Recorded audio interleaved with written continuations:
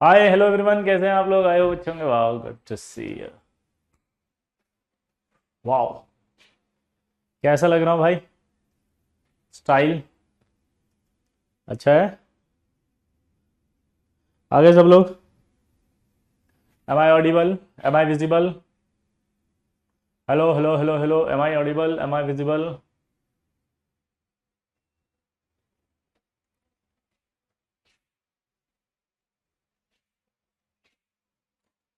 Hello hello hello hello. चलिए आगे। कल हमने पिछली क्लास में क्या दिया था, याद है आपको? पिछली क्लास में हम साइक्लिक स्ट्रक्चर पढ़ रहे थे। ये क्या हुआ यार? देखना इसको। फिर हाँ? ये केमिकल लिख रहा था मैं, साइक्लिक और उड़ गया हूँ। साइक्लिक स्ट्रक्चर पढ़ रहे थे, याद है? और मैंने आपको कहा था कि यार इसका जो नंबर नाम है वो होता है मेटाफॉस्फोरिक एसिड।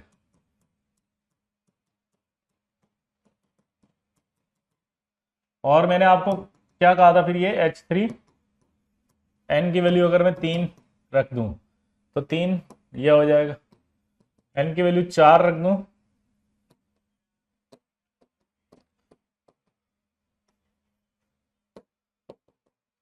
एन की वैल्यू 5 रख दूं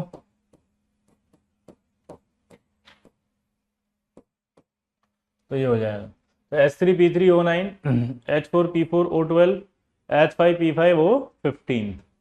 और अगर एन की वैल्यू 6 रख दिया तो ये H6P6O18। इसका नाम मैंने कल बता दिया था, साइक्लिक था और ट्राई था। फिर बाकी वही चलेगा, मेटाफॉस्फोरिक एसिड।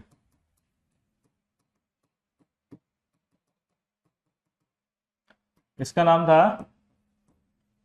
साइक्लिक था, टेट्रा था,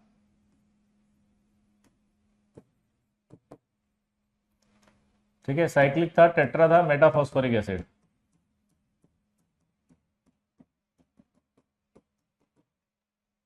ये था साइक्लिक था, फिर पेंटा था, फिर था मेटा फॉस्फोरिक एसिड। क्लियर? और ये था साइक्लिक था, फिर ये हेक्सा था, और फिर था ये मेटाफॉस्फोरिक एसिड। ये सारे नाम मैं कल लिख चुका था। जो आज पहली क्लास है, जो लेट आए हैं वो सब देख लेना, ठीक है। दर्पण 20 से 30, ये आपके पास आपका सारा का सारा आ गया। क्लियर? अब इनका स्ट्रक्चर मैंने होमवर्क दिया था। स्ट्रक्चर अगर होमवर्क दिया था तो जरा बनाते। अपने से ये कहा था कि साइक्लिक स्ट्रक्चर हो तो H3P3O9 में क्या बोला था हमने कि यार अगर साइक्लिक की कंडीशन सेटिस्फाइड है, जैसे कि यहां देखो आप, फास्फोरस कितने? 3, सेंट्रल एटम मोर देन 2 है, surrounding atom should be equal to और ग्रेटर देन। तो ऐसा लग रहा है ये इक्वल है और ये ग्रेटर है, तो सेटिस्फाइड कर रहा है। ये सेटिस्फाइड कर रहा है, तो इसका मतलब क्या निकला? साइक्लिक बनेगा।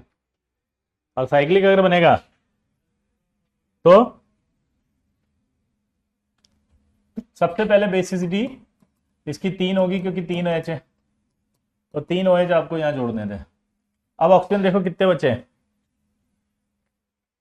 ऑक्सीजन कितने बचे?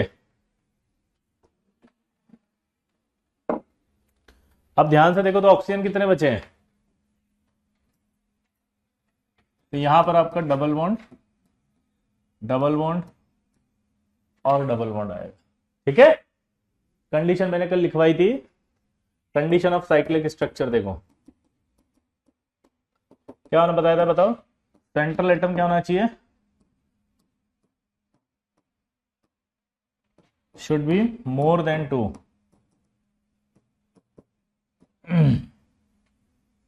Central atom should be more than 2,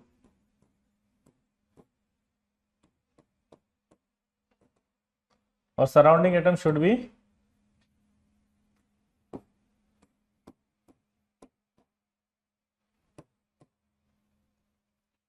and surrounding atom should be equal or greater than central atom।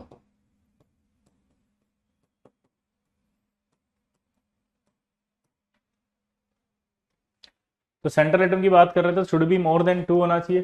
तो क्या 2 है? हाँ। सेंट्रल एटम मोर देन 2 है? हाँ। सराउंडिंग एटम इसके इक्वल है? हाँ। या ग्रेटर है? हाँ। तो इसका मतलब क्या होगा, बोलो? क्लियर? अब आप मुझे बताओ ये वाला स्ट्रक्चर जल्दी, H4P4O12 फटाफट फटाफट बना दो अब तो यार, मुझे समझ में आ गया साइक्लिक बनेगा तो पीओपी लिंकेज तो आएगी।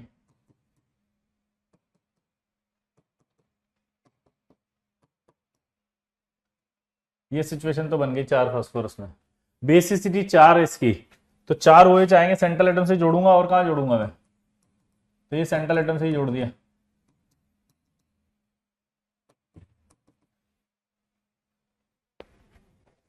साइक्लिक बनेगा। क्लियर? आया ना? ओ लल्ला, बोलो हला। अगला देखो, P5 था, H5P5O15 था, बनाओ। 5 है तो 5 करो अब।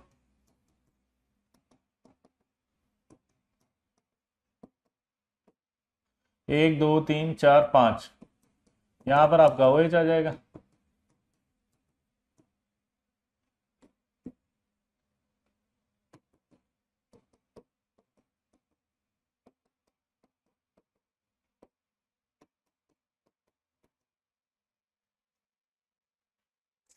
क्लियर? अब अगर मान लो 6 आ गया तो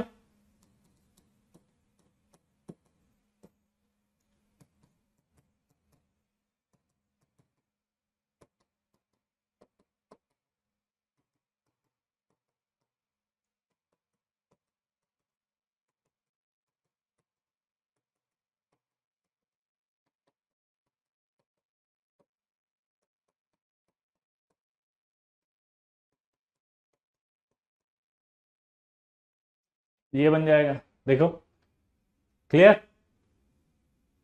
रिंग में हाइड्रोजन नहीं आता बेटा, हमेशा बाई जो डबल बॉन्ड या ट्रिपल बॉन्ड बनाते हैं रिंग में वही आते हैं। आप कल नहीं थे प्रिंस, आपको जाकर कल समझना पड़ेगा कि जितने हाइड्रोजन होते हैं उसकी बेसिसिटी होती है प्रिंस, बेसिसिटी होती है। साइक्लिक 6 मेंबर के नीचे के रिंग, हाँ ये साइक्लिक 6 मेंबर रिंग नहीं है, वो तो सेम एटम में होती है, जैसे सी सी सी सी सी। ये कौन से हैं? ये तो पॉलीमर हैं, दीज आर द पॉलीमर्स। तो पॉलीमर्स तो ऐसे बन सकते हैं बेटा। क्लियर? पॉलीमर्स तो हम लिख सकते हैं, ये लिखो स्लाइड फटाफट।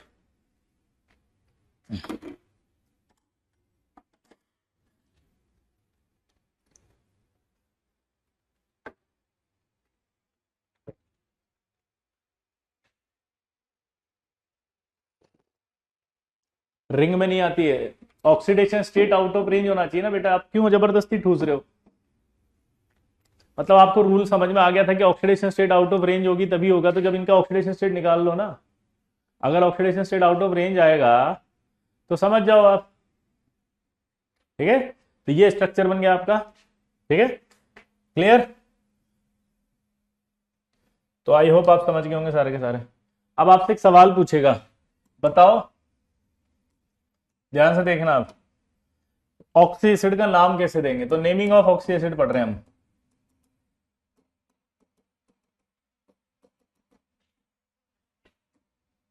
तो नेमिंग ऑफ ऑक्सी एसिड के अंदर पता क्या होता है? सबसे पहले अगर हाईएस्ट ऑक्सीडेशन स्टेट हो तो एसिड के लिए एक आएगा, यानी कि उसके नाम के पीछे एक एसिड आता है। और अगर नॉट हो हाईएस्ट तो फिर आप उसके नाम के पीछे अस लगा सकते हो। जैसे अब आपको मैं अगर क्वेश्चन पूछूं H3PO4, लेकिन अब इसके लिए सबसे पहले कल आपको एक बात बताया था कि यार आपको ऑक्सीडेशन स्टेट रेंज पता होनी चाहिए ताकि आपको हाईएस्ट समझ में आए। कल लिखवाई थी आपको, और वो ऑक्सीडेशन स्टेट रेंज क्या थी बताओ?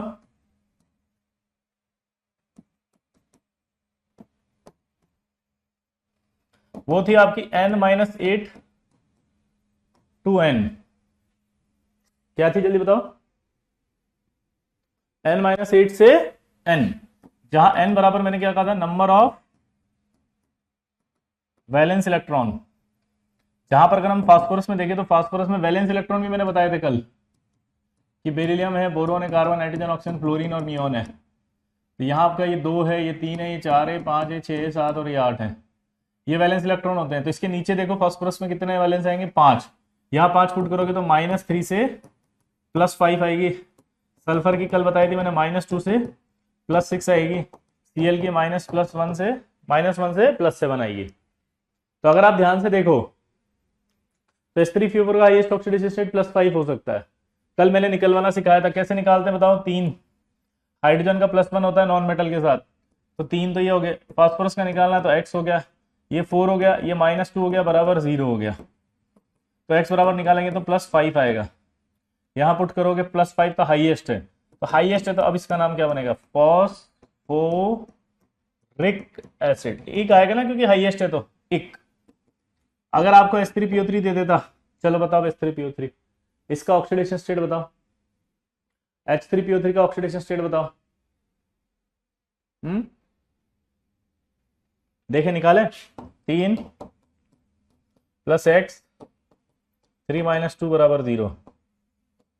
तो x बराबर क्या हुआ, +3। तो ये तो नहीं है हाईएस्ट, ये अगर हाईएस्ट नहीं तो इसको बोलते हैं फॉस्फोरस एसिड।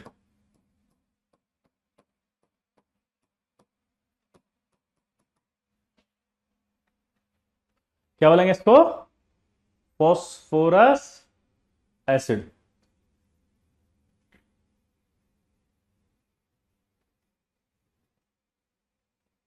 आई होप आपको नाम देना आ रहा होगा। जरा इनका नाम बता सकते हैं। H2SO4 देखो, ये 2 आएगा, +x आएगा, 4 आएगा, -2 आएगा, बराबर 0 आएगा, तो x बराबर +6। तो सल्फ्यूरिक एसिड।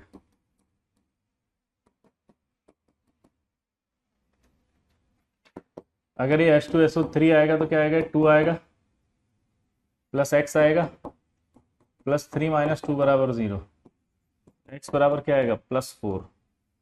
तो इसका मतलब ये तो सल्फर हाईएस्ट नहीं है, तो अस आएगा सल्फ्यूरस एसिड। मेरे हिसाब से इजी हो गया एसिड्स के नाम बनाना, कोई डाउट, पक्का। अब लेकिन एसिड के बाद अब आएगा नेमिंग ऑफ सॉल्ट। पहले ये लिख लो, फिर इनके सॉल्ट के नाम कैसे बनाएंगे वो सीखेंगे। जल्दी बनाओ।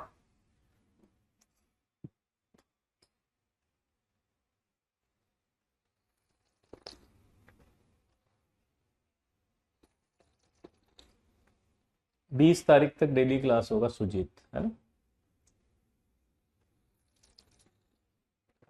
आप तो आज से बंद कर देते हैं।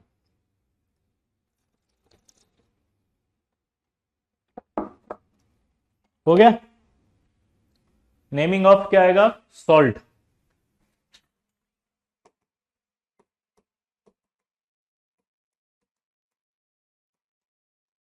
अब जब एक एसिड होता है तो सॉल्ट के पीछे 8 आएगा हमेशा, और अगर अस एसिड होगा तो उसके पीछे 8 आएगा आयन बनाते समय।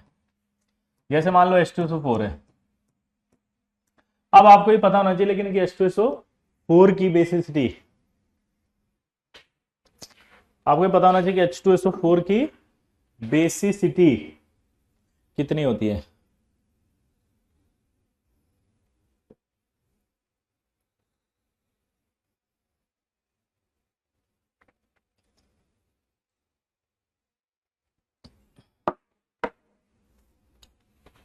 हो गया। बेसिसिटी 2 होती है, इसका मतलब यहां से ये H+ निकलेगा और ये आपका बन जाएगा।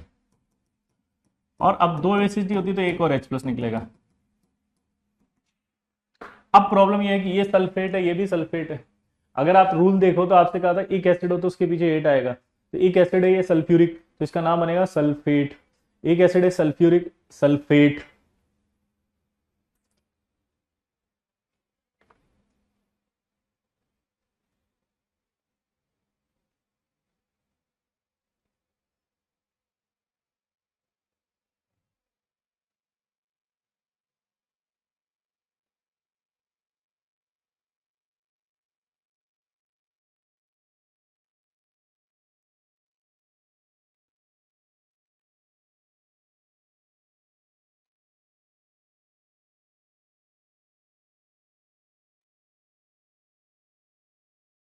क्लियर।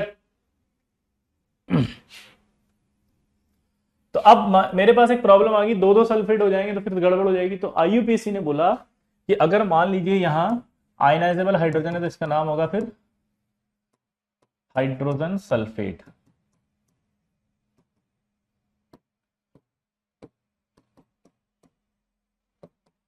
और यहाँ आयनाइजेबल हाइड्रोजन नहीं तो इसका नाम फिर पड़ेगा सल्फेट। तो ये ध्यान रखना, ये आयन है, एच निकालने से ही आयन बनते हैं ना बेटा इरशाद।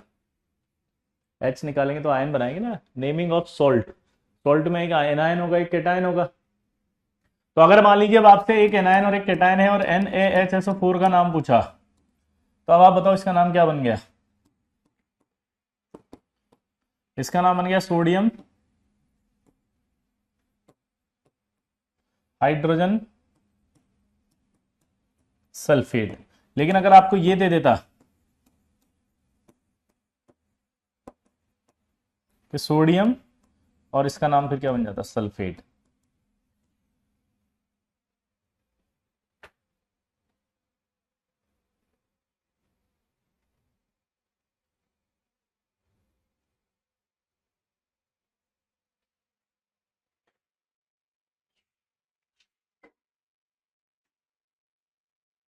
क्लियर।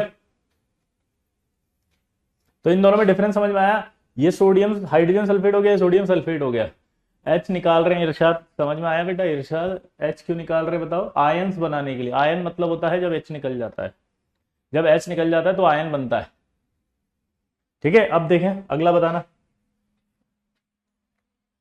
अगर मान लीजिए मैं H3PO3 लेता हूं, H3PO4 लेता हूं सॉरी, तो इसकी बेसिसिटी बताओ। तो यहां पर आपका एक H आएगा, H2PO4 माइनस। इसकी बेसिसिटी 3 होती है भाई, 2।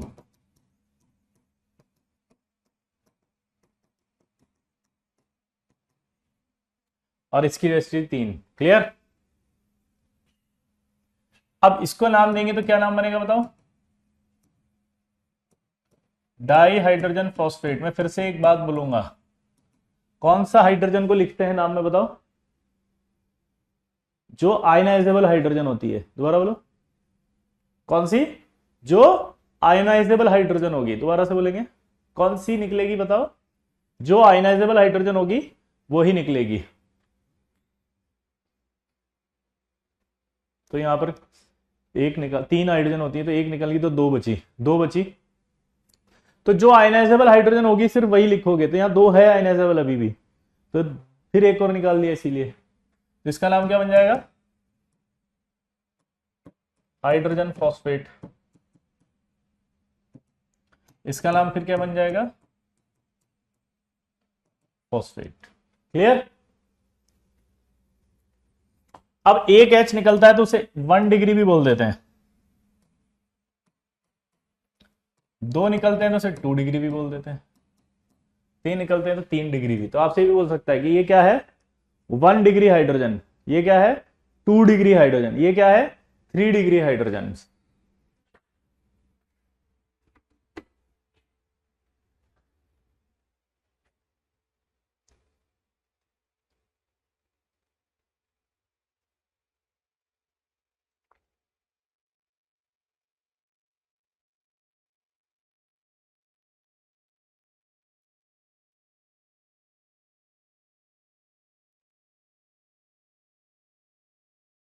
क्लियर।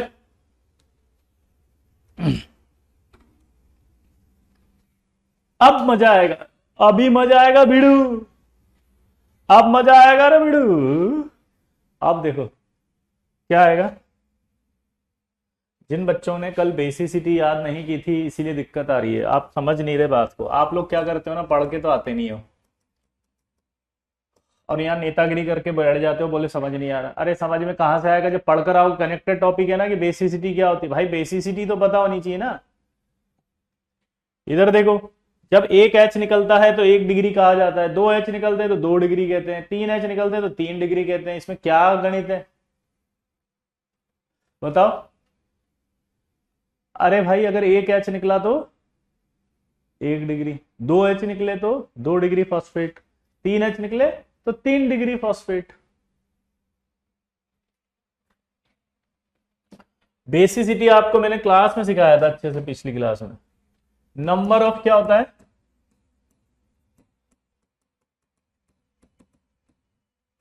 Ionisable hydrogen.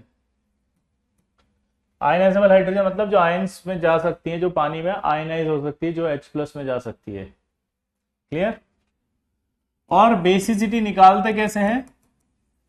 जितने भी हाइड्रोजन होते हैं वही बेसिसिटी कहलाती है।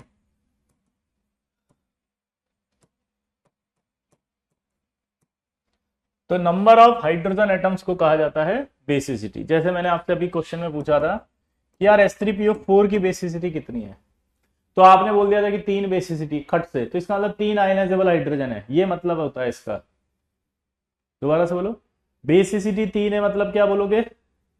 3 हाइड्रोजन है जो आयनाइजेबल है। तो मैंने कल आपको समझा दिया था कि यार बेसिसिटी जो होती है डायरेक्ट हाइड्रोजन से निकालते हैं, एक्सेप्ट, ये आपको 4 याद होनी चाहिए अच्छे से। जिनको नहीं याद है वो याद कर लो। जैसे H3PO3, इसकी बेसिसिटी कितनी है? 3 हाइड्रोजन है, तो होनी तो 3 चाहिए थी, लेकिन है कितनी? 2। H3PO2 में बेसिसिटी कितनी है? 3, लेकिन है कितनी? 1। H3PO3 में हाइड्रोजन कितनी है? 3, होनी चाहिए 3, लेकिन है कितनी? 1। H4P2O5 में होनी कितनी चाहिए थी? 4, लेकिन है कितनी? 2। ये आपको याद होना चाहिए। इन 4 को छोड़ के बाकी सब में बेसिसिटी कितनी होती है? जितने हाइड्रोजन होते हैं। 1 डिग्री हाइड्रोजन बोल सकते हैं, गलत बोल रहे हो, 1 डिग्री फॉस्फेट बोला जाता है अनीश, 1 डिग्री फॉस्फेट। अब मजा आएगा बीड़ू। अब आपसे पूछा इसका नाम बताओ, उड़ी बाबा।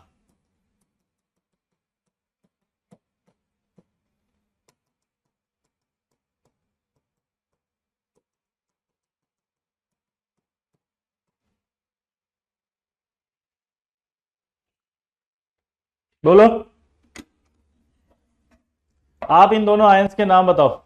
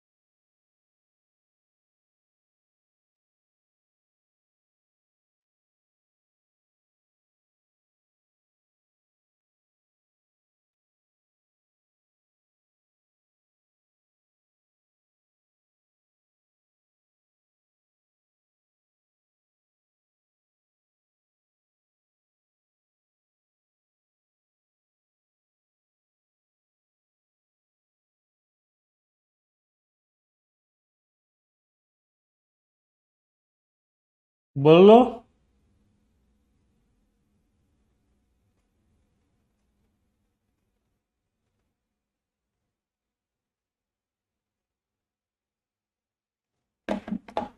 अब देखो मजेदार बात, सबसे पहले मुझे बताओ इसकी बेसिसिटी कितनी है।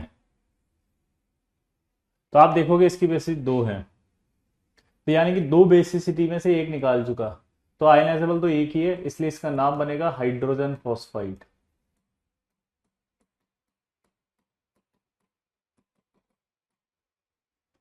यहां पर इंपॉर्टेंट था, डाई हाइड्रोजन नहीं आएगा, बस यही यही यही समझाना था। अब यहां पर एक और था, वो निकल गया।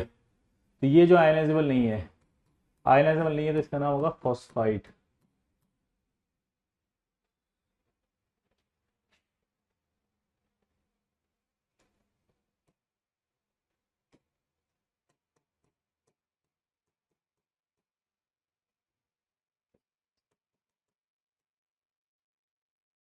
फॉस्फोइट।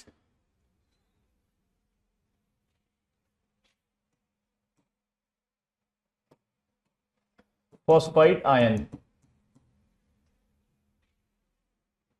अगर मान लो, देखो अभी मैं थोड़ी देर के लिए इसका नाम बता रहा हूं, है ना, इसका भी बना देते हैं क्योंकि ये भी प्रॉब्लम क्रिएट करेगा। इसका नाम होता है हाइपो फॉस्फोरस एसिड।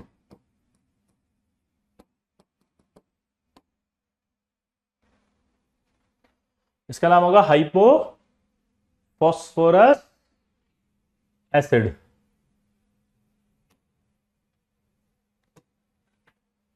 तो अगर इसका पूछा जाए तो क्या होगा?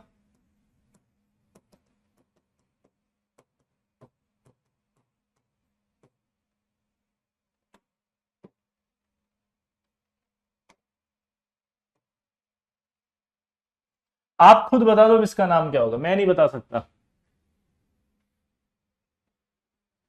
ITE क्यों आ रहा है? सब नमूने, सारे के सारे नमूने भरे पड़े हैं क्लास में। शर्म आनी चाहिए इनको, क्योंकि ये जेई एडवांस में ड्रॉप ले रहे हैं। यहाँ पे ये क्या लिखा है? गुलाब जामुन बनाने के तरीके लिखे हैं क्या मैंने? एक मिनट, कौन है ये नमूना? क्या बोला ये?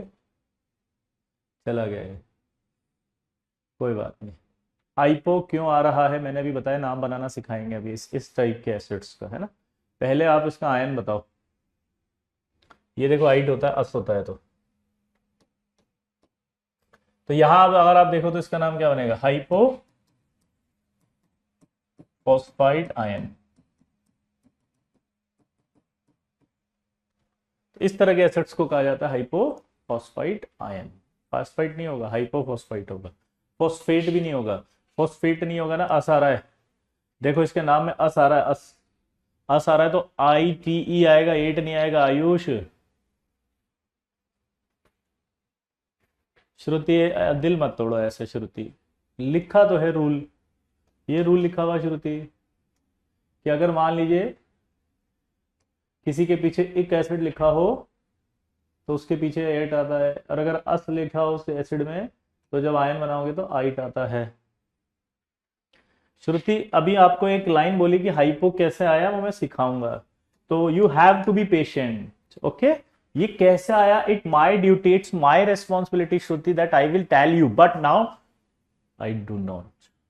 ये आगे आ रहा है श्रुति, ये आगे आएगा श्रुति, ये आएगा श्रुति। हाइपो समझाएंगे श्रुति, हाइपो के साथ मेटा भी बताएंगे श्रुति। हाइपो आएंगे श्रुति, आपके हाइपो मेटा आएंगे, आपके हाइपो मेटा पैरा पायरो पास थायो सब आएंगे, ये प्रीफिक्स कहलाएंगे श्रुति, ये प्रीफिक्स ऑफ ऑक्सी एसिड कहलाएंगे। लेकिन श्रुति जब तक ये टॉपिक खत्म नहीं करेंगे तो हम आगे कैसे बढ़ पाएंगे? श्रुति आपके हाइपो आएंगे, आपका हाइपो आएंगे, लेकिन जब तक ये टॉपिक खत्म नहीं करेंगे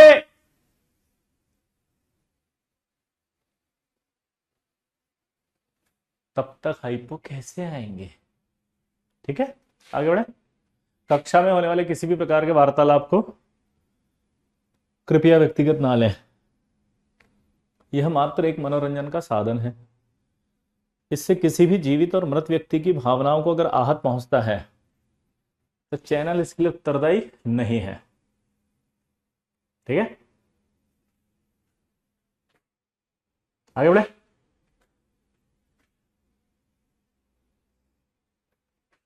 अब देखो,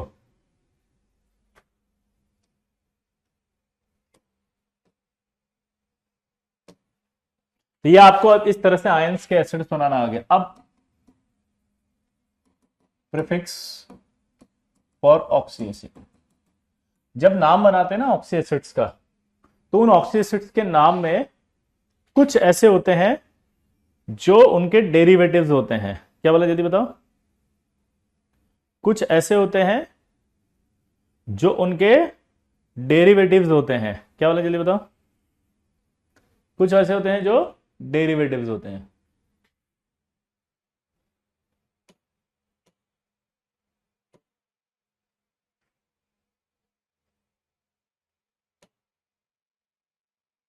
ठीक है,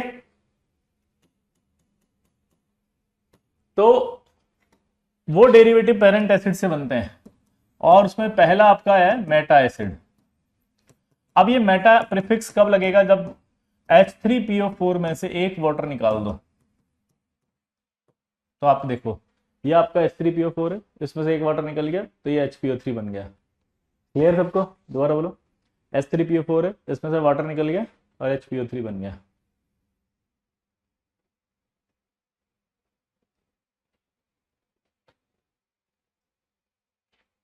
क्लियर? तो H3PO4 जो होगा वाटर बाहर आएगा, इसमें से HPO3 बन जाएगा। तो प्रीफिक्स मेटा आएगा, तो ये क्या नाम है इसका बताओ?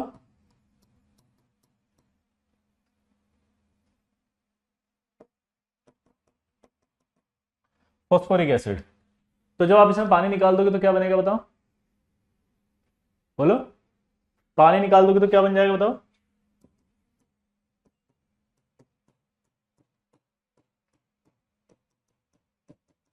Metaphosphoric acid. क्या बन जाएगा? Metaphosphoric acid. अब अगर मैं यहां एन लिख दूं तो इसका मतलब समझिए ये भी एन हो गया, और इसका मतलब हो गया कि ये भी एन हो गया। ठीक है, तो यहां पर जो एन होगा वो एन इजिकल टू 1 और 2 डू नॉट एग्जिस्ट,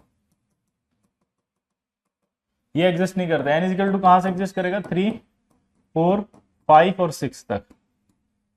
एन कहां तक एग्जिस्ट करेगा बताओ? 3, 4, 5। और याद करो मैंने एन इजिकल टू 3 की वैल्यू पुट करी थी, तो ये बन गया था S3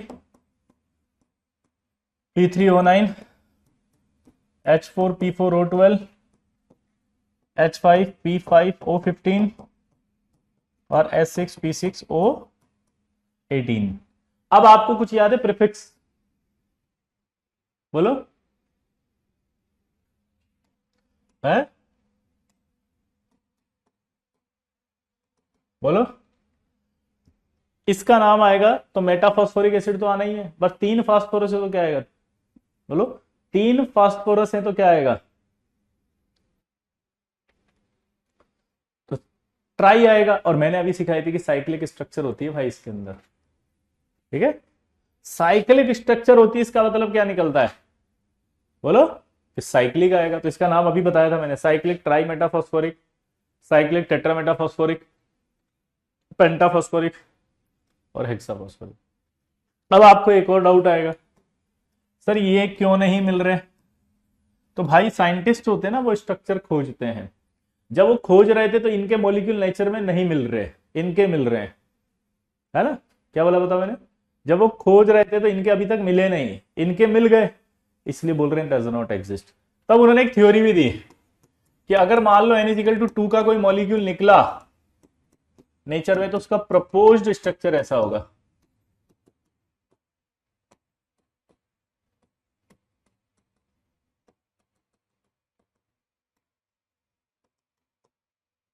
बोलो, बट प्रोपोज्ड स्ट्रक्चर जो होगा वही होगा N=3। क्लियर? जल्दी बोलो। नेचर में नहीं मिलेंगे, लेकिन जिस दिन में मिलेंगे उस दिन क्या होगा?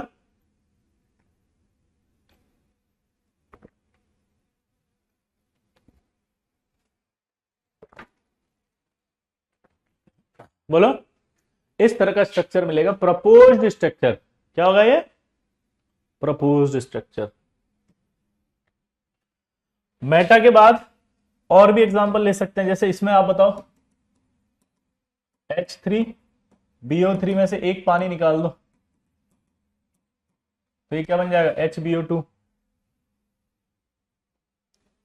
हाँ, प्रोपोज स्ट्रक्चर याद करना है। अब बताओ, इसमें से पानी निकला और ये बन गया HBO2। अब इसका नाम तो था बोरिक एसिड, तो इसका नाम क्या बन जाएगा? मेटाबोरिक एसिड। ये 3, ये N, ये N। लेकिन इसका नेचर में ओनली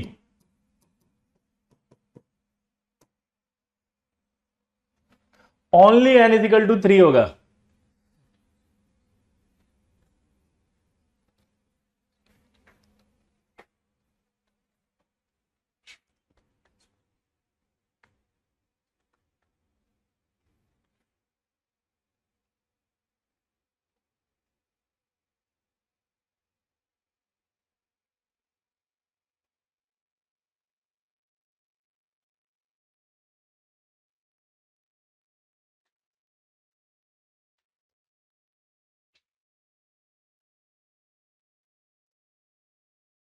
जल्दी बताओ, ओनली N=3 होगा, तो यानी कि ये H3B3O6 मिलेगा। इसका नाम क्या बनेगा बताओ? साइक्लिक है क्या? चेक करो।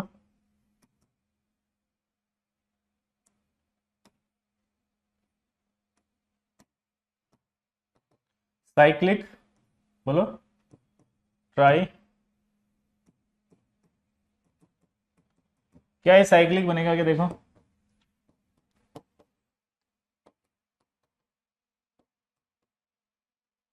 ये बीओबी आ गया,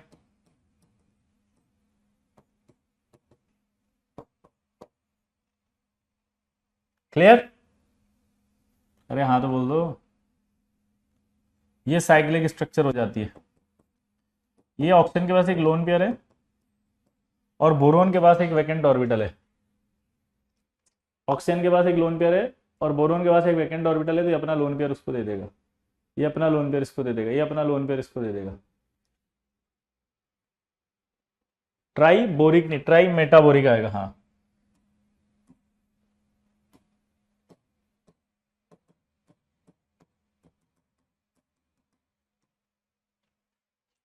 क्लियर दोस्तों?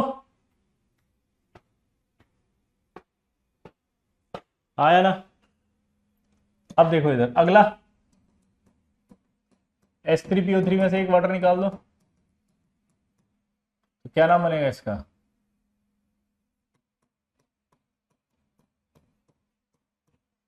फॉस्फोरस।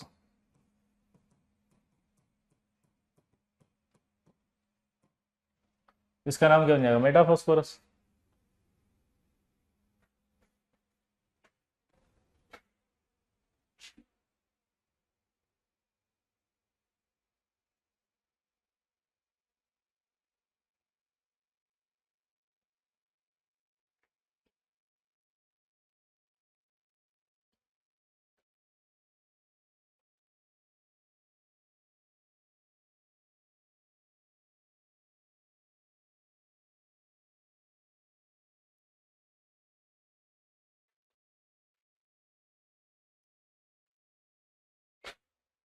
क्लियर? अब जो मजेदार बात सिखाने वाला हूं वो देखना। आपसे पूछा है H2SO4 है, इसमें से वाटर निकाल दो। H2SO3 है, इसमें से वाटर निकाल दो। H2CO3 है, इसमें से वाटर निकाल दो। चलो बताओ, जल्दी बताओ, बोलो। H2SO4 में से वाटर निकाल दो फटाफट, क्या बनेगा?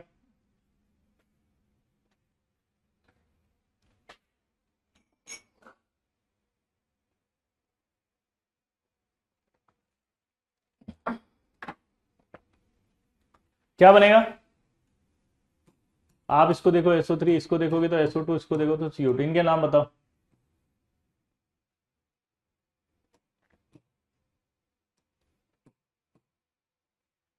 आप इनके नाम बताओ। Meta sulphuric acid, wow. ये सल्फेट तो हो ही नहीं सकता समीर, गलत। सल्फाइड नहीं हो सकते, क्योंकि जब तक आयन नहीं होगा ना तब तक आइट नहीं है, एट नहीं आते। नाम बनाओ। तो आप अगर ध्यान से देखोगे तो आप बोलोगे सर इसका नाम मेटा सल्फ्यूरिक एसिड, इसका नाम मेटा सल्फ्यूरस एसिड है, इसका नाम मेटा कार्बोनिक एसिड है। लेकिन एक मजेदार बात पूछो, क्या? दीज आर नॉट मेटा,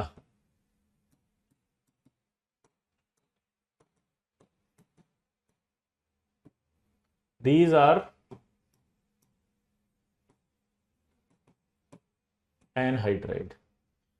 ये एनहाइड्राइड्स हैं, ये मेटा एसिड नहीं है। अब इसमें एक खतरनाक चीज आ गई, हमें कैसे पता चलेगा? क्या बोलोगे? हमें कैसे पता चलेगा कि यहां पर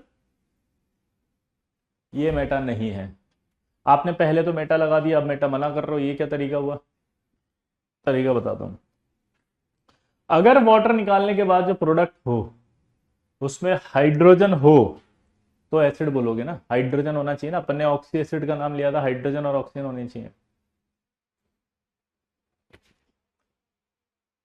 हाइड्रोजन होना चाहिए था, तभी तो एसिड बोलोगे ना। तो दीज आर नॉट एसिड, क्योंकि एक भी हाइड्रोजन नहीं है, तो दीज आर एनहाइड्राइड। तो एक नई चीज पता लगी कि अगर किसी एसिड से पानी निकलने के बाद, ध्यान सुनो, किसी एसिड में से, बोलो, पानी निकलने के बाद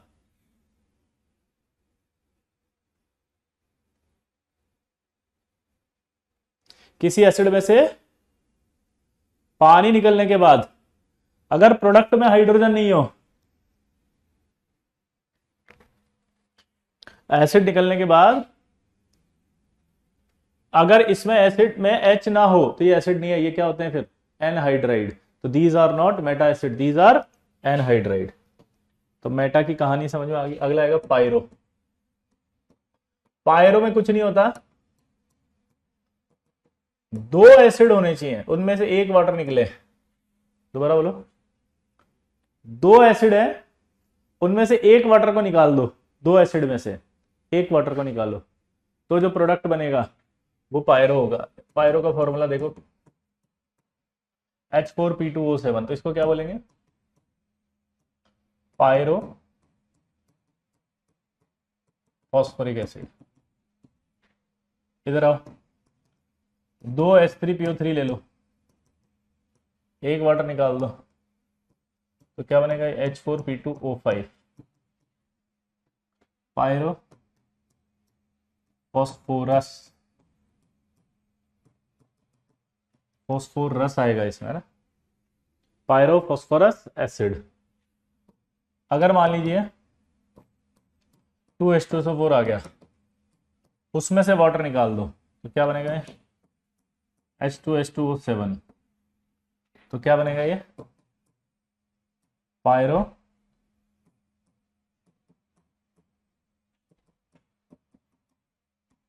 सल्फ्यूरिक एसिड।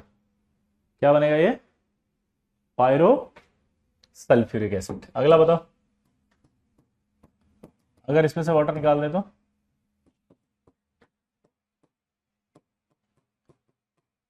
क्या बनेगा ये पायरो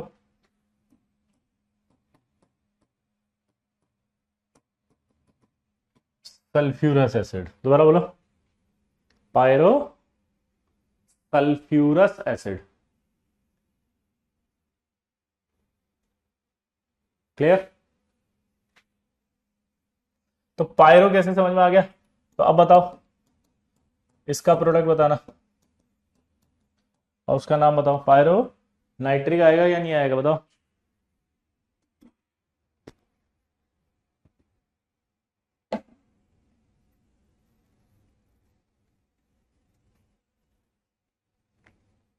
ये रूल है आर्ची कि अगर दो में से एक वाटर निकलता है तो प्रोडक्ट का नाम होता है पायरो। वाई यूजिंग मतलब पायरो, रूल बता रहा हूं मैं नेमिंग के। आर्ची क्या बता रहा हूं बेटा, रूल्स बता रहा हूं नेमिंग के, नेमिंग के रूल्स।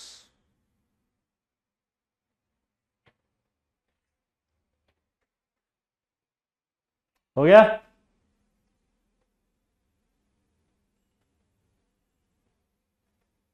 NO5 आ रहा है, नमूने ही है सच में। कहां से आ रहा है NO5 कुशाग्र, दो नाइट्रोजन तो वैसे ही हो गए, N2O5 बनेगा ना,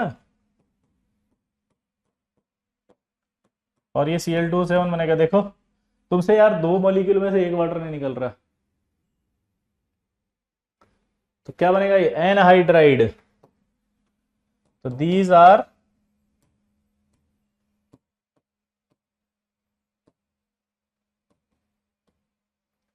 आर एनहाइड्राइड। इनमें हाइड्रोजन नहीं है तो ये एनहाइड्राइड है, ये एसिड नहीं होंगे। अभी तो कॉन्सेप्ट समझाया था यार कि इनमें से आप निकाल दोगे तो एनहाइड्राइड होंगे, क्योंकि वाटर में, इस वाटर निकालने के बाद इसमें H नहीं है, तो H नहीं है तो क्या होगा ये एनहाइड्राइड। तो आप लोगों को समझ में आ रहा है नहीं आ रहा, पहले ट्रू बोलो, पहले चैट में लिख के बताओ समझ में आ रहा है। Yes sir, yes sir, yes sir, जल्दी बोलो, चैट बॉक्स में लिख के बताओ, चैट बॉक्स में लिख के बताओ समझ में आ रहा है नहीं आ रहा। लल्ला अरे मचा दोगे हल्ला, अरे गली मोहल्ला, अरे मेरे लल्ला जल्दी बता रहे लल्ला। हाँ yes sir, yes sir, yes sir, true true true true true.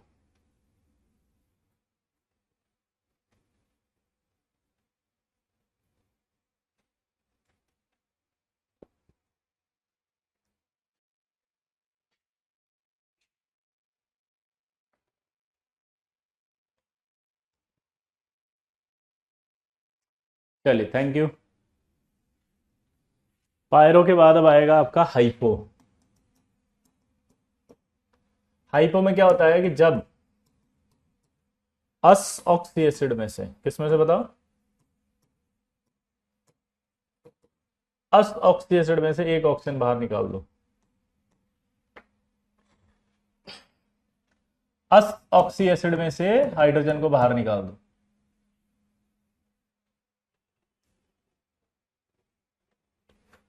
तो इसका नाम होता है जैसे फॉस्फोरस। इसका नाम क्या हो जाएगा? मेटाफॉस्फोरस।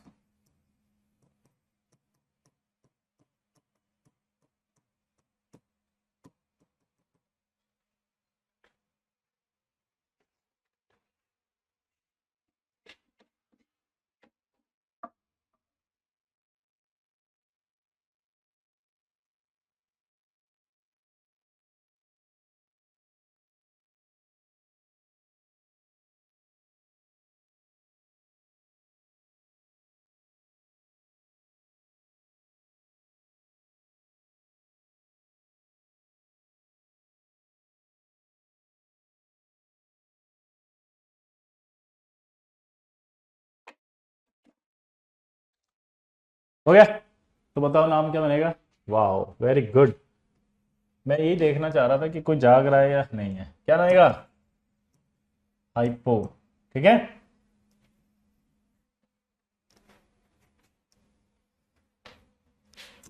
अगर मैं HClO2 में से निकाल दूं, इसका नाम होता है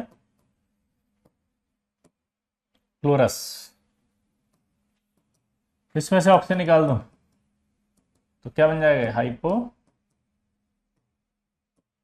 क्लोरस। इसका नाम होता है नाइट्रस। एक ऑक्सीजन निकाल दूं,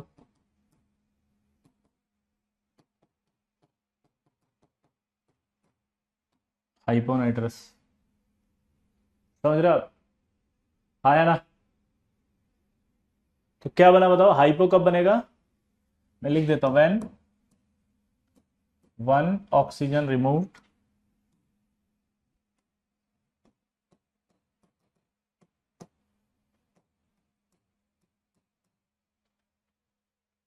वन ऑक्सीजन रिमूव फ्रॉम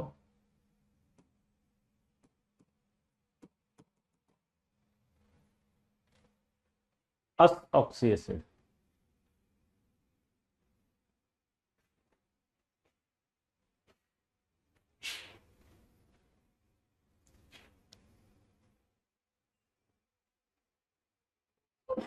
समझ में आया? बोलो।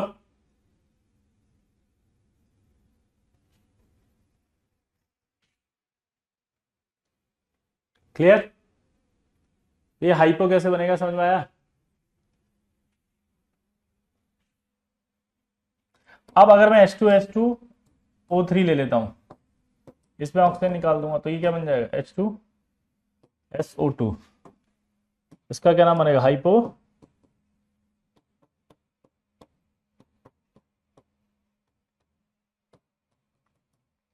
Sulphurous acid. क्या नाम बन जाएगा बेटा?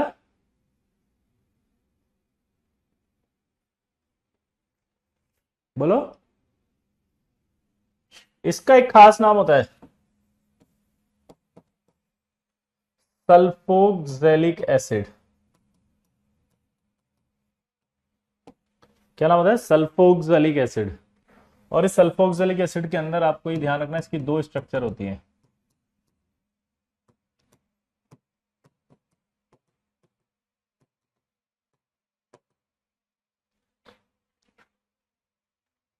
और बेसिसिटी जो होती है वो इससे निकाली जाएगी, क्योंकि इसमें दो OH, ये वाली डोमिनेटिंग स्ट्रक्चर है इसकी। ठीक है। इसी तरह से एक खास बात और याद रखनी पड़ेगी, आगे हम पढ़ सकते हैं कि HNO मोनोमर फॉर्म में एग्जिस्ट नहीं करता। क्या बोले, जल्दी बताओ। HNO जो दिख रहा है वो मोनोमर फॉर्म में एग्जिस्ट नहीं करता है, वो डाइमर में रहेगा ऐसे, H2N2O2, और इसकी स्ट्रक्चर ऐसी पाई जाएगी। तो कभी ऐसा सवाल आ जाए कि क्या इसका सिस और ट्रांस आइसोमर होता है क्या, तो आप बोलोगे हाँ होता है, क्योंकि ये वाला इसका ट्रांस बन जाएगा। ये OH इधर आएगा, ये OH इधर आएगा, ये इधर आएगा और ये इधर आएगा। तो ये आपका कहलाएगा सिस, ये आपका कहलाएगा ट्रांस। तो हाइपोनाइट्रस एसिड जो होगा, ध्यान रखना, मोनोमर का मतलब एक एक एलिमेंट, और डाइमर का मतलब दो एलिमेंट। क्या बोला जल्दी बताओ? मोनोमर का मतलब एक मॉलिक्यूल, डाइमर का मतलब दो हो जाए। तो ये आपका मोनोमर HNO है। अगर इसको डबल कर दो तो देखो ना, H2N2O2 हो गया। क्लियर? एसिड। क्लियर? ये कौन सा पढ़ा अपन ने बताओ? अब आएंगे वापस थायो पे या पर पे। लेकिन इस पर से पहले मैं आपको थोड़ा सा एक बार और ऑक्सी एसिड के प्रीफिक्स बता देता हूं, ठीक है? एक बार और रिवाइज कर लो इसको आराम से, क्योंकि क्या होता है ना, एक बार में दिमाग में उतरता नहीं। आराम से उतरो। कहां से चल रहे हैं? प्रीफिक्स। अब आपसे पूछा मैंने, चलो बताओ मेटा क्या होता है? जल्दी बताओ। मेटा किसे कहेंगे? व्हेन, क्या लिखा है? One water molecule is removed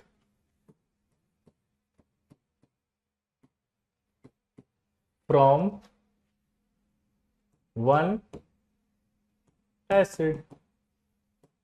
दोबारा से बोलो, देशी में सिंपल फंडा है। एक वाटर में, एक एसिड में से एक वाटर निकाल रहे हो बस। दोबारा बोलो, बोलो। एक वाटर मॉलिक्यूल में से, बोलो, एक आपने क्या निकाल, एक एसिड में से एक वाटर मॉलिक्यूल, एक एसिड में से एक वाटर मॉलिक्यूल। दोबारा बोलो, दोबारा बोलो।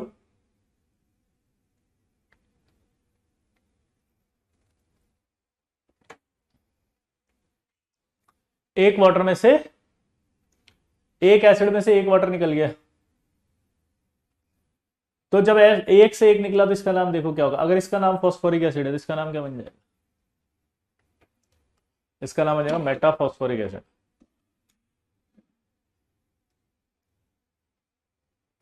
यहां पर भी फिर क्या हुआ, इसमें से एक वाटर निकला तो ये बोरिक एसिड, तो ये क्या बन गया? मेटाबोरिक एसिड। ये फॉस्फोरस एसिड थे, मेटा फॉस्फोरस एसिड।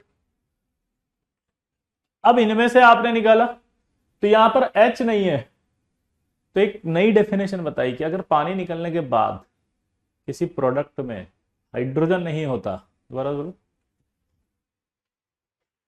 पानी निकलने के बाद, दोबारा बोलो, पानी निकलने के बाद अगर जो प्रोडक्ट है उस प्रोडक्ट में हाइड्रोजन नहीं हो तो उसे क्या कहा जाएगा?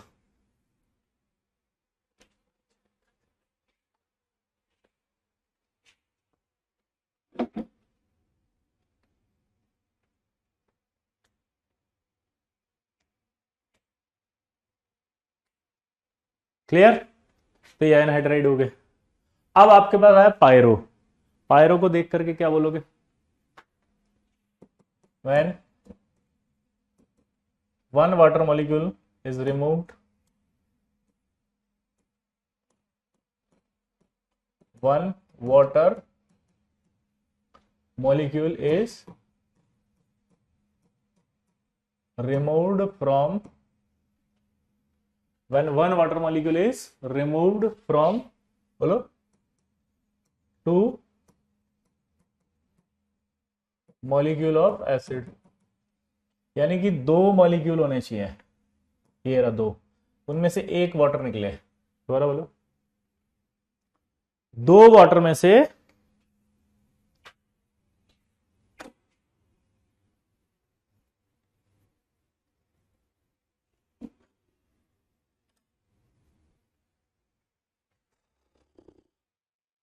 बोलो, दो वाटर में से, दो एसिड हो उसमें से एक वाटर निकाल दो तो क्या बन जाएगा? पायरो। एनहाइड्राइड वाले का पूरा नाम सिर्फ एनहाइड्राइड होगा, इसको ऐसे बोलते हैं एनहाइड्राइड ऑफ H2SO4।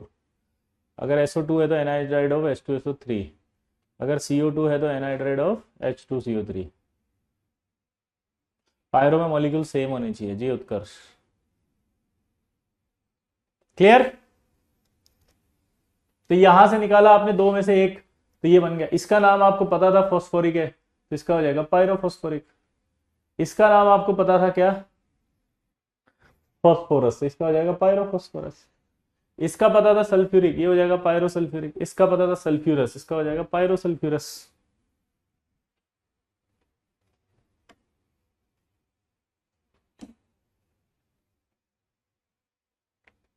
क्लियर?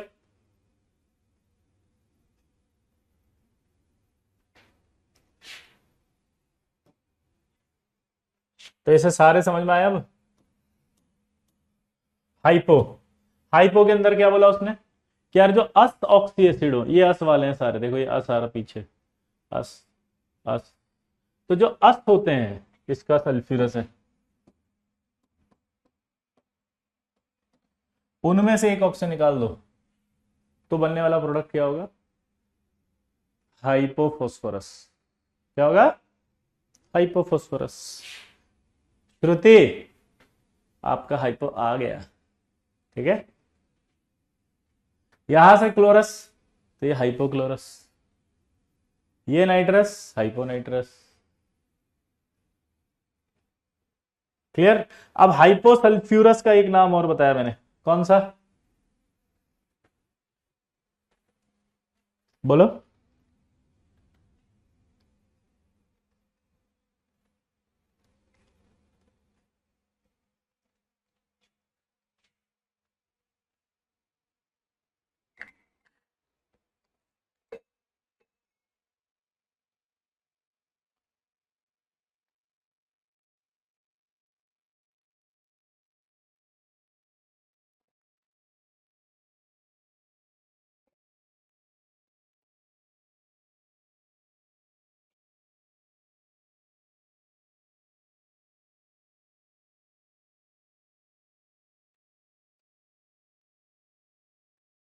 हो गया?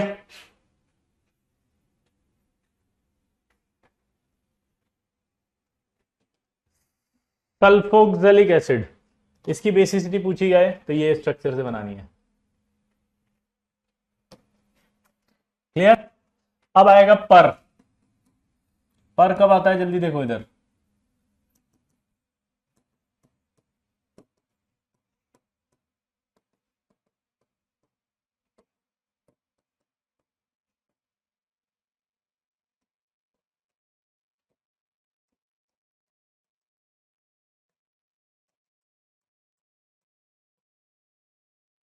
when one oxygen is added, when one oxygen is added in एक form of oxy acid,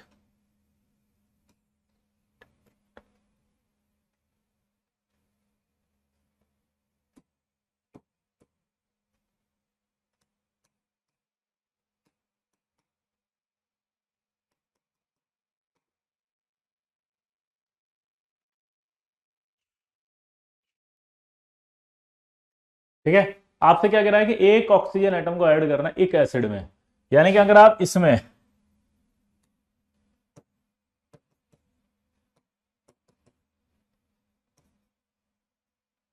इसमें एक ऐड कर दोगे तो H3PO5 आएगा, इसमें एक ऐड कर दोगे तो H2SO5 आएगा, एक ऐड कर दोगे तो HNO4 आएगा।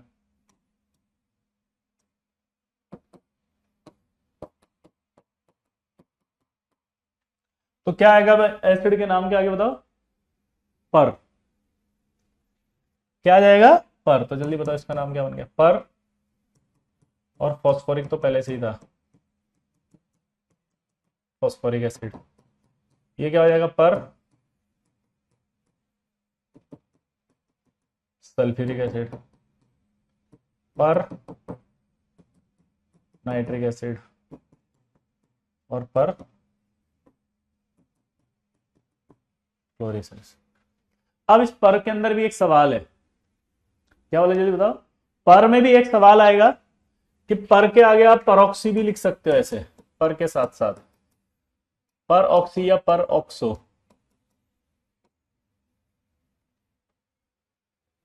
क्या बोले जल्दी बताओ? आप परऑक्सो या परऑक्सी भी लिख सकते हो, लेकिन कब? ये कब लगाना? When central atom, oxidation state of central atom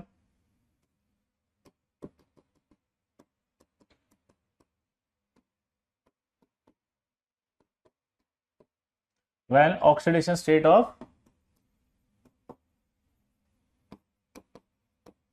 central atom is out of range.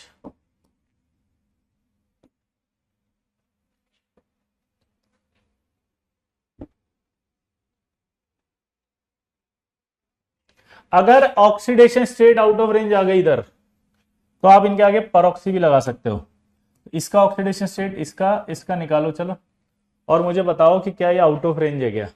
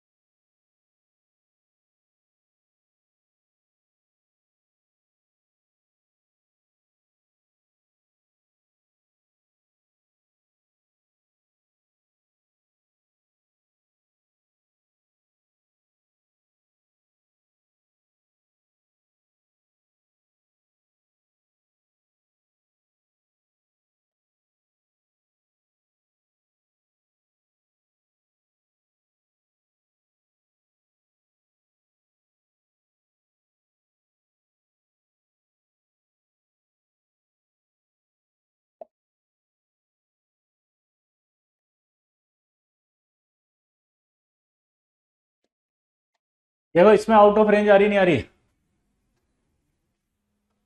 यहां निकालोगे तो 5 × 10 7, 5 और 2 10 8, 4 और 2 8 7, और ये 7, यहां तक की तो देखो आउट ऑफ रेंज है, तो इसका नाम एक और बन सकता है, पर oxo phosphoric acid.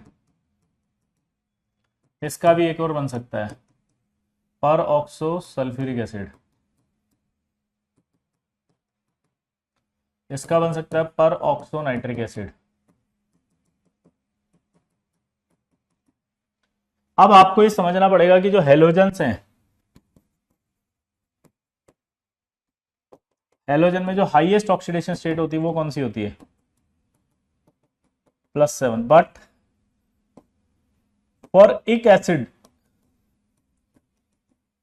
+5 oxidation state, यानी कि अगर आप एक एसिड लिख रहे हो तो आपके आता है वो +5 वाला, बाकी सब में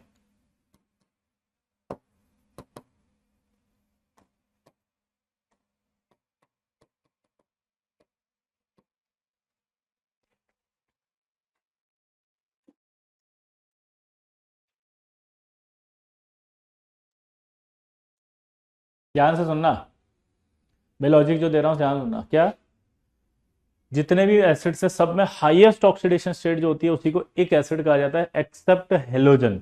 हेलोजन्स में क्या होता है, +5 वाली जो होती है ना, वो +5 वाली को कहा जाता है आपका एक एसिड। +5 वाली को क्या कहा जाता है, एक। तो अगर आप +7 पे जाओगे तो वो +7 वाला होता है पर एसिड। ठीक है, अब दिमाग की बत्ती ये जलाई कि हेलोजन में जो एक एसिड है वो +5 वाला है, लेकिन जो हाईएस्ट है वो +7 है, तो +7 है हाईएस्ट, और ये ऐड करने पर हाईएस्ट में ही है, यानी कि आउट ऑफ रेंज तो नहीं गया ये, तो यानी ये आउट ऑफ रेंज नहीं गया।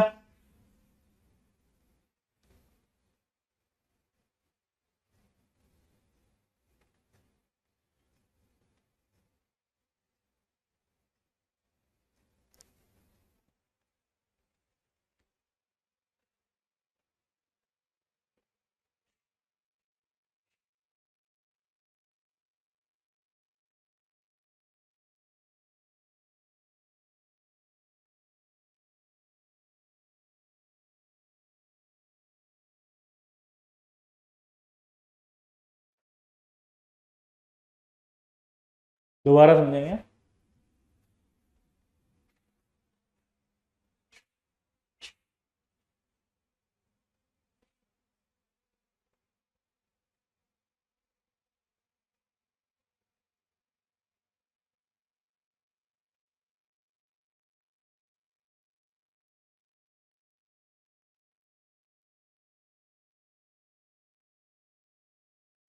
यहां पर हाईएस्ट ऑक्सीडेशन स्टेट हेलोजन की है +7, लेकिन जो एक एसिड जब आता है हेलोजन के केस में तो +5 आता है। ठीक है, यहां तक समझ में आ गया। बाकी सारे एसिड्स में जो हाईएस्ट ऑक्सीडेशन स्टेट होती है उसी में एक एसिड होते हैं। तो हेलोजन में एक एसिड हाईएस्ट में नहीं है, वो किस में है, +5 में है।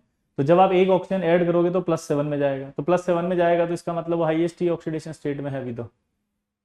अभी तो वो हाईएस्ट में ही है। तो आउट ऑफ रेंज तो नहीं गया ना, ये आउट ऑफ रेंज नहीं गया, इसलिए ये परऑक्सी नहीं हो सकता। ये कौन सा एसिड है अभी भी, पर एसिड। आप 1 घंटा ही पढ़ाई है, मेरे को पता है हैवी टॉपिक है, मालूम है मुझे, बहुत हैवी टॉपिक हो जाते हैं ये, लेकिन कोई बात नहीं, फर्स्ट टाइम पढ़ रहे हैं इसलिए दिक्कत है, बाकी तो अभी सब याद हो जाएंगे। ठीक है, इधर देखो,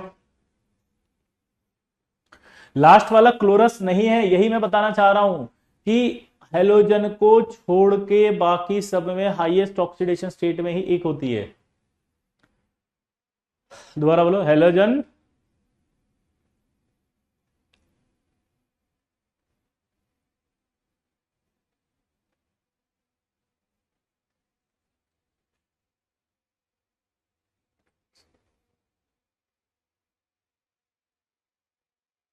क्लियर। तो हेलोजन के केस में एक एसिड +5 में है, ऐड करोगे तो +7 जाएगा, जो इसका हाईएस्ट है। हाईएस्ट अगर है तो ये आउट ऑफ रेंज नहीं है, आउट ऑफ रेंज नहीं है तो सिर्फ पर होगा। बाकी सब में जो है एक एसिड जब होता है तो वो अपनी हाईएस्ट ऑक्सीडेशन स्टेट में ही होता है। तो अगर हाईएस्ट ऑक्सीडेशन स्टेट में ही होता है तो आपने जब इसमें एक और एक्शन ऐड कर दिया तो +7 में आ गया। +7 में आ गया तो क्या होगा, परऑक्सी भी आएगा। तो समझ गए। तो एक नोट आ गया अब अपने पास कि all परऑक्सी acid, all peroxy acids are, बोलो, all peroxy acids are per acid, but all per acids are not peroxy। Out of range के लिए कीर्ति हमने अभी स्टार्टिंग में बताया था, अब दोबारा भी आज का लेक्चर रिवाइज करेंगे ना, उसमें है ना कीर्ति, और हमने पिछली क्लास में भी बताया था। और कीर्ति आप दोनों क्लासेस में थी, आपका नाम मुझे याद है, आपकी आईडी भी याद है ना बेटा। तो क्या है कि अगर ऐसे 4-4 बार एक ही चीज बताएंगे तो it's very difficult for you. Clear. तो ऑल परोक्सी या परोक्सो एक ही बात है, मतलब ये आप नहीं बोलेंगे मेरे से कि परोक्सो लिखा है या परोक्सी, ये दोनों सेम वर्ड होते हैं, कोई भी लिख सकता है कुछ भी। ठीक है, ठीक है श्रेया, परोक्सो लिखो या परोक्सी एक ही बात है। क्लियर। तो जितने भी पर हैं वो परोक्सी नहीं है, बाकी सारे हैं। तो परोक्सी जहां आ जाता है उसका मतलब निकलता है परोक्सी लिंकेज है। दोबारा बोलो, परोक्सी जहां आएगा वहां पर क्या होगा बताओ, परोक्सी जहां आएगा वहां बताओ,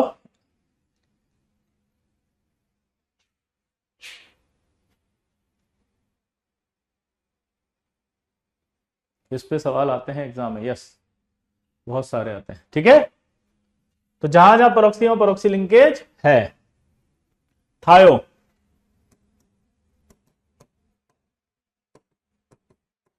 मान लो आपका ये AR हो SH है, इसमें से एक ऑक्सीजन हटा के एक सल्फर लगा दिया तो ये क्या बनेगा, थायो। यानी कि जब एक ऑक्सीजन हटा के एक सल्फर लगाते हैं तो इसे एल्कोहल, इसका नाम आ जाएगा थायो एल्कोहल। जैसे सल्फ्यूरिक एसिड, अगर आप इसमें से एक ऑक्सीजन हटा के एक सल्फर लगा दें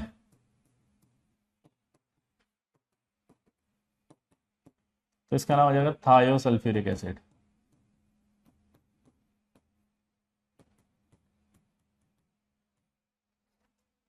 ठीक है, क्योंकि ये सल्फ्यूरिक एसिड है।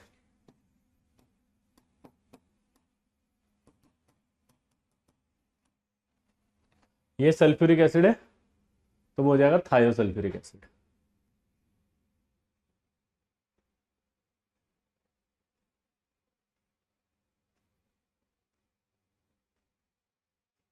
क्लियर। ये एनसीईआरटी में ये टॉपिक नहीं है, पी ब्लॉक में मिलता है। पीयूष आप बहुत देर से लिख रहे हैं, अगर आपको ये आंसर नहीं दिया जा रहा है इसका मतलब आप समझ जा रहे हो कि नहीं है ना टॉपिक ये, ये आपके लिए बनाया गया है ये टॉपिक ताकि आपको कहीं भी इनऑर्गेनिक में दिक्कत नहीं आए, बट मेरे एफर्ट्स आपके लिए कोई मैटर नहीं करते हैं। You want to do your own efforts, then why you are joining this batch. कि अगर मैं यहाँ पर आपके लिए एफर्ट्स लगा रहा हूँ, मैंने इतना अच्छे से टॉपिक डिजाइन करके आपके पढ़ा रहा हूँ, इसको पढ़ने की बजाय नेतागिरी एनसीईआरटी में कहा है, तो एनसीईआरटी में पढ़ लोगे तो ज्वाइन ही क्यों किया भाई, तू जाके पढ़। आगे बढ़े, सिंपल है कि नहीं है। अब एक डाउट आएगा आपको कि सर आप ये ऑक्सीजन यहीं से क्यों हटा रहे हो, यहां से क्यों नहीं हटा रहे, तो उसका रीजन थायोसल्फ्यूरिक एसिड में बेसिसिटी 2 होती है, तो इसका मतलब समझ रहे हो, बोलो। ये अल्कोहल लिखा है ना बेटा, अल्कोहल, ये थायो है, ये अल्कोहल है, अल्कोहल में से आ गया तो थायो अल्कोहल बन गया, है ना। यहां से OH में से क्यों नहीं निकाला वो बताओ, क्योंकि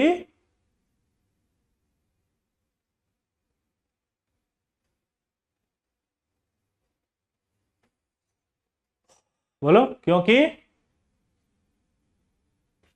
यहां से एक ऑक्सीजन निकलेगा, सल्फर जुड़ेगा, तो बेसिसिटी इसकी भी 2 होनी चाहिए। और आपको पता है बेसिसिटी हमेशा OH से ही बताई जाती है। बेसिसिटी किससे बताई जाती है, OH से। क्लियर। अब 2 पॉइंट इंपॉर्टेंट है, आपको इनके नाम पूछेगा, जैसे H4P2O7 कैसे बनता था बताओ।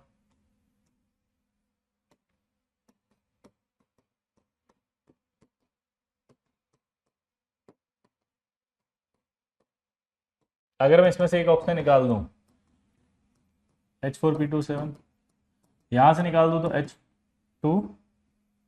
H2H2O7,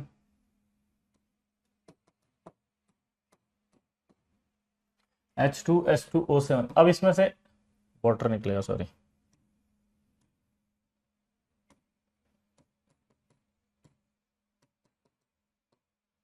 इसमें से वाटर निकलेगा तो क्या बनेगा, ये H4P2O6, यहां से निकलेगा तो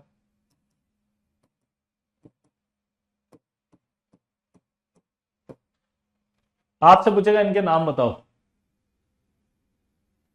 इनके नाम होंगे, ये बड़ा इंपॉर्टेंट नाम है, कंफ्यूज करेगा आपको, इसलिए मैं बता रहा था, ठीक है।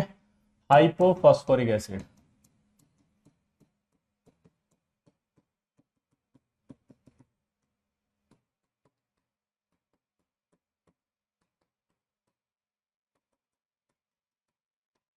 और इसका नाम हो जाएगा हाइपोसल्फ्यूरिक एसिड। अब ये हाइपो कैसे आया, इसका लॉजिक आप समझना। यहां पर एक बात है ना, अपन ने पढ़ा था कि अस में से निकालते हैं, ठीक है, लेकिन जब ये बनाने होते हैं तो ये ऑल्टरनेट मेथड है, दिस इज कॉल्ड, बोलो, ऑल्टरनेटिव मेथड।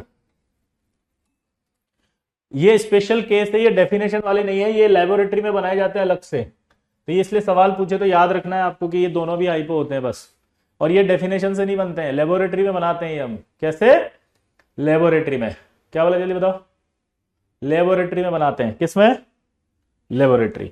ये आपके प्रीफिक्स हो गए। अब आपको याद करके आना है ताकि नेक्स्ट टॉपिक इससे कनेक्ट कर सकें, प्रॉमिस करो, क्योंकि अगर आप ये याद नहीं करके आए ना तो बहुत दिक्कत हो जाएगी। अब एक डाउट आएगा शंभू, कि आप इसको नाम ऐसे दे दो पायरो फिर हाइपो, नहीं, कभी भी नाम जो होता है वो पेरेंट ऑक्सी एसिड के लिए प्रीफिक्स लगेगा। दोबारा से बोलो, किसके, प्रीफिक्स हमेशा पेरेंट ऑक्सी एसिड के लिए लगेगा। ये पायरो है जो डेरिवेटिव है, तो डेरिवेटिव के आगे डेरिवेटिव नहीं लग रहा, उसके पेरेंट के आगे लगता है, तो ये तो फॉस्फोरिक ही था, तो ये फिर हाइपोफॉस्फोरिक हो गया। याद करके आएंगे शंभो, जय शंभो भोलेनाथ और हर महादेव। चलो